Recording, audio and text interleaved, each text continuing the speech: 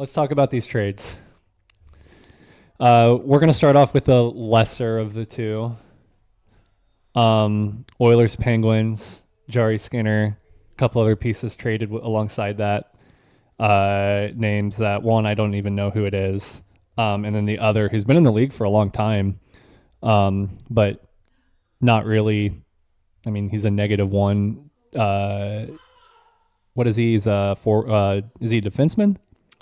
Kulak, yeah, defenseman. Yeah, he's a defenseman, and he's a -1. So he's like right in. I mean, he's right at that. Like he scores as much as he lets goals happen. Right. So I mean, as a defenseman, you never want to be a negative. No, and the Penguins have been pretty good, so there's not a lot of reason for him to be a negative overall. Yeah, but so he's kind of a depth defenseman at that. He's like, from what I was seeing, he's kind of mid-level. Yeah, somewhere bottom pair maybe. Right. But I guess, and then Samuel Poulin. What I got is he basically plays in the minors. That's pretty much where he's made his career. He's 24, so he's still fairly young. Drafted in 2019. 21st overall. Yeah, he was a first-round pick. So I mean, maybe there's a vision there. Yeah. I don't know. Maybe the Oilers will play him a little more than the Penguins did. So if you take Kulak and Poulin, do you think? I think that seems like kind of an even swap. Yeah, I think so. Like pretty well even. Not for the Penguins though. They need to build. they need younger pieces, in my opinion. But I think that was just maybe something that the Oilers had conditioned in. Right. The main deal was Skinner for Jarry. Yeah, and I mean, which seems like both teams take the full contracts, no retention involved, which I think is the biggest piece here. You know what's interesting? I don't know if you saw my note on this, but Jarry was waived by the Pens in January. A player that was waived and sent to the AHL comes back up, and then the Oilers think, you know what, this is our number one goaltender to lead us to a cup. This is insane. Yeah. This is kind of crazy. So the thing is about Jarry is if you've looked back at his history, he had some good seasons. Like I want to say the 22 season, he had like a .919 save percentage.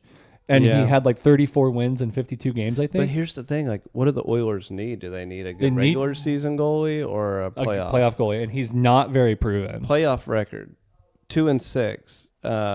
Save percentage, .891. Yeah. You know what I mean? And you need a goaltender that's above 900. Yeah, and in the playoffs. The Penguins and the Oilers are at two very different spots in their franchise. So really telling what he's going to be able to do with the Oilers, it's hard to know for certain, but this seems like a very linear move. It's one average goalie for another. Yeah. And it's two goalies that haven't proven themselves. Now, Skinner has proven himself in the playoffs. Skinner's made it to the finals twice, 2 years in a row. So I would argue that the Pens probably won this trade. You know what I mean? Yeah. In all honesty, both young goalies. And Jarry's even older. Jarry's 3 years older than Skinner. Right. So Jarry's more expensive. Right? Twice. So how does that work though? And we might have to look this up. No, each team retained full contracts. Well, how does it work when he was waived, sent to the AHL? What's the contract like now? Well, he was brought back up. For his full amount? I think so. We'll have to look into that. Yeah, we don't have to look at that now. But that's true. That's interesting. Because usually... Looking at Puckpedia... If he's just waived and not claimed... Yeah. Looking at Puckpedia, though, it says that the full contract is still... Okay. There.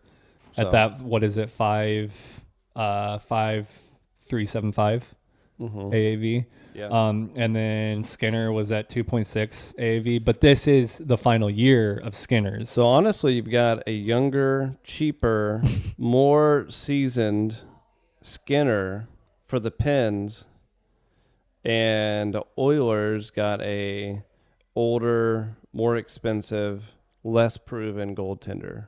Less playoff proven goaltender, yeah. Less playoff proven. Yeah, because... And then in regular season, pretty similar. Yeah, I mean, he's okay in the regular season. He just doesn't have experience in the playoffs because, like, they've had other goalies. He's always backed. Like, he's never really been a starter. Like, and maybe they see something in him. You would argue that the Oilers are a better team than the Pens. Yeah. So, and on paper. So you would say, like, well, if he's putting up similar numbers on a worse team, then maybe they see something we don't. I don't know. Yeah, and the Oilers have won recently before the Jarry acquisition. They won their first game with Jarry. He had like an .890 save percentage. But so, I mean, it's not horrible for first game in a new city on a new team. So it's like, I don't know. There's a lot of gray area in this trade, I think, that you just kind of have to see what's going to happen. I think we agree on this one. I think the Pens on first glance won this one. Yeah. Now, you can't truly tell who's going to win a trade right after it happens. You have to wait and see what honestly, transpires. But when it comes to these trades, sometimes there's an asymmetry just because, like, I really need this. And, like, you're just in a position where you have to give up a little more to get what you want. Yeah. But and this, I mean, I don't know if they improved. I mean, it's hard to say they did improve if you just look at the numbers. Like, I mean, on the paper, it doesn't look like they did. Yeah. Scouts know stuff that we don't, though. So it's that's what they do for a living. That's like when the Blues got Mayu. Everyone's like, why would you trade Bolduc for Mayu? But they obviously saw something. And we had a need for defense, so we had to take a little bit of a hit to get a D-man and give away a better offense. Or the Cam Fowler trade. It's like, why are you going to pick up this really old defenseman? It's not really working out. He's old. Holy crap. This bag of bones. Yeah. Yeah.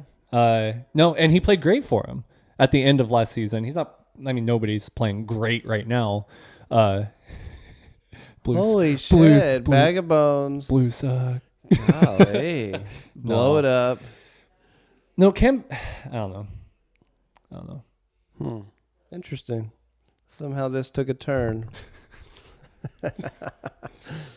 Okay. So let's look at the Hughes trade. That's the one that broke. This is one of the biggest trades in quite a while. Yeah, this is like the unexpected rant and trade from last year. I did not see this coming. No. And I think from what I've seen, we kind of stand on opposite sides of this one. We'll have to see how it works. Yeah. Al, I think this one you're not really going to know who won this trade until a few years down the road. Because, yes, Quinn Hughes is generational. He is a superstar, best American defenseman that will play for Team USA. He's great. We have some of his stats, which are almost gaudy. 459 games played, 61 goals, 371 assists for 432 points. He's a plus 21 on a bad Vancouver team. That's for his career. I think that's the key is they've had like one good season in the last how many years, and well, Hughes is really good defensively. He's great. He's very good defensively. Mm-hmm. And so his numbers aren't like Makar-esque. No, but you can argue defensively, he's very good. You can argue that Quinn Hughes is a better defensive defenseman than Cale Makar. Yeah. I think they're really close. I don't think it's that big of a gap on defensive skills. So the Canucks are basically saying they're at the bottom of the league. So the problem is they're full rebuild, right? Yeah. I mean, I would think so. I think they kind of did. I think they're just letting it all. I think the Canucks got good value out of this. Now we'll talk about that. Keep Pettersson? I don't know. Maybe now. I think the argument is a lot more for keeping him now. They can kind of build this around him. I don't know if he wants to be captain. I don't know. You're probably not going to get an opportunity to get a player like Quinn Hughes for a long time. No. This draft is deep. So I've heard. So you're saying, well, they got all these parts. They've got Pedersen. Maybe they've got their eye on a defenseman in the draft. Well, think about it this way. So Quinn Hughes has 1 year left on his contract. So after this year, he'd have 1 year left, and then he'd be an unrestricted free agent. And I know what you're going to say. They'd probably lose him. He's going to go to Jersey. Would that be the first time in NHL history that 3 brothers would be on the same team? I don't think so. I think so. You think so? I think so. I'm not 100% sure. I know that there's 2 brothers have been on the same team. There's some crazy 1930s stuff that happened before. It's so unlikely. Yeah. Yeah. For all 3 brothers to be in the NHL, all be elite, and all be on the same team. Yeah, because we've talked about this in the past. Nuts. If you make the NHL, you are the best of the best at hockey. Think of the chemistry there. Yeah, that'd be crazy. 20-something years in the making. Yeah. Or however old they are. So the thought was Quinn Hughes in Vancouver, he's worth the risk of losing him for nothing to try to push for a cup. You're saying they might have a sense of, well, Hughes is going to probably leave after his contract because he doesn't want to stay here. Yeah, so they had a decision to make. Either trade him, what is wild. What if he loves being on the Wild? What if they tear it up and win a cup? Yeah. And he's like, you know what? I'll resign. Yeah. That'll be. I mean, so something that I noticed, which was their top line defensemen, the Wild before Quinn Hughes, one of them was Brock Faber, who was a rookie last season. He played really well. He was a Calder finalist. He shoots right. Quinn Hughes shoots left. Mm-hmm. It's a good combo. Yeah. That's a really good combo for a young, really. And like you said, are they going to even be able to sign him? Yeah. We'll have to see. With Kaprizov, $17 million. And being on the same team with Kaprizov making 17. Yeah. And he's making at 8 right now. He's going to get a bump. He'll be 15 or more. He'll be 15 or more. He has to be. And then, but the Wild are putting they're going all in. Yeah. They took their whole pot and they just pushed it forward. Quinn Hughes potentially being a rental. And we don't know what he's got 1 more year at least. Yeah. Yeah. So, but a 2-season rental pretty much. If they can win the cup this season, he might be traded by the trade deadline next year. Then they might try to get some good stuff. Mm-hmm. Maybe they could trade Hughes for another Hughes. Right. That'd be funny. What was really strange to me was that the Canucks traded him in conference. Mm-hmm. So what I think might have happened is maybe there was talk about potential rental. Mm-hmm. Like they're like, we just want to try to win a cup. Like he's a rental. Yeah. We're going to trade him out. We already have plans to trade him out, maybe. I don't know. Yeah. Why don't we look at what the Canucks got? And we can decide who, for now, won the trade. So the Canucks, they got Marco Rossi, who's a solid center. He was a first-round pick in 2020, 9th overall. His career, he has 202 games played, 49 goals, 65 assists, 114 points. He's a -15. The Wild have kind of been up and down in recent history, so it's kind of hard to judge a player's overall production based on the Wild being up and down. Mainly up. They've been like playoff appearance, but then out. Playoffs out, playoffs out. So it's like they've been right on that line of being like really good, I think. He's a -6 on the season. 9th overall. Yeah. So that's a high pick. I think that's the potential. He's a high pick. He was a 20-goal scorer. Oh, you wrote that. 20-goal scorer the last 2 seasons. That's a good point to. The last 2 seasons are the first seasons he's got to play. He's a good depth piece. 82, and then he got he's trending in the right direction. And think about the Canucks if they're going full rebuild. Yeah. That's a good piece to have, a young talent. Yeah. And he's 24. The other trade was and they got a first round pick. Yeah. So they have 4 basically for first. Yeah, because Liam Ogren picks. Was first 19th overall in 2022, and then Zeev Boyum was 12th overall in 2024. And so for clarity, center, left Zeev, wing. We might have got that name wrong. Sorry, Zeev. Zeev. I think it's Boyum. I think. Okay. We'll go. I tried to look it up on the NHL official pronunciation chart. He's not on there. Yeah. He's real new. Mm-hmm. 31 games played, and he's only played this season. Yeah. So he's a -9, but he's a depth defenseman and 12th overall. So he's got he could develop into something really good. So the Canucks got potentially 4 first rounders for Quinn Hughes. Quinn Hughes was a 7th overall, and the Canucks got a 9th overall, 19th overall, 12th overall, and then the first round pick. The Wild will probably make it pretty far, so it'll probably be a low first round pick. But you could trade up. You could trade up. You could trade up. You could always trade up in the draft. Yeah. Okay, so with all that being said, who do you feel like won this trade? Now you're changing your mind. Well, so by definition, winning this trade, by definition for the Wild to win this trade, they win a cup. Right? Win a cup, or they can re-sign them. Yeah. Because then they have the opportunity to try to win. All they have to do. They have this season and next season. So what I was saying at the beginning was we probably won't know who won this trade for the next few years. Right? Like it's going to be because. Well, unless they win a cup this year. So if the Wild win a cup this year, the Canucks can still win the trade. As of now, who won the trade? Wild. God dang it. I wanted to make this hot but I'm going back and forth because I think it is a good trade. I think it's a good trade for both teams. You just changed up your mind. Because the Wild are playing so good right now. We talked about in our... Who got the most value? Canucks. Gosh, dang it.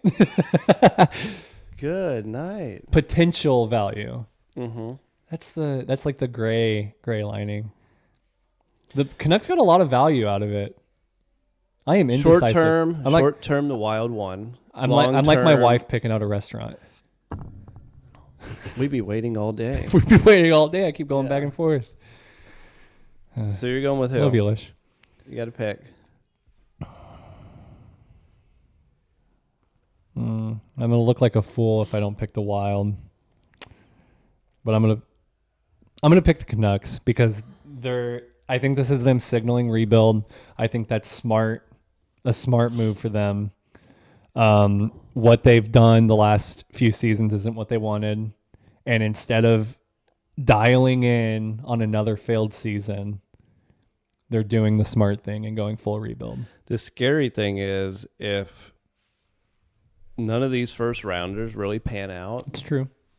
Then you'd be like, we just like Quinn Hughes for, they didn't get another substantial NHLer. Yeah. That's proven themselves. But so in the short term, I think Wild won this trade, but like you said, time will tell. Maybe 3-4 years from now when the Canucks are really, picking it up and they have those pieces and they have Pettersson still, maybe it'll be all worth it. But, yeah. I mean, we talked last night, if you can win a cup in a decade, that's the Wild are coming for the Avs now. Yeah, maybe they're coming for the Avs, the Stars. That is rough. They have the goalie that is playing great, and with goalies, Gustafson's not a slouch of a goalie. The fact that Volstead, he's a rookie. and he's playing out of his mind. Yeah. And then you have Gustafsson, who's a decent goalie. And then you have Kaprizov, you have Matt Boldy, Eriksson Ek, and now you're adding Quinn Hughes to that D pair with Tyler Pitcock. Right? What was his name? Pitlick. Pitlick. He's got Pitlick. I did not know that was a thing. You're like, oh my God. I made it, Mom. I made it. Okay. Man. Well, that will end this part for the trade. I think, yeah. Safe to say the Wild won. I'll say the Pens won. I don't know if these are controversial picks, really, and we'll see. We'll see.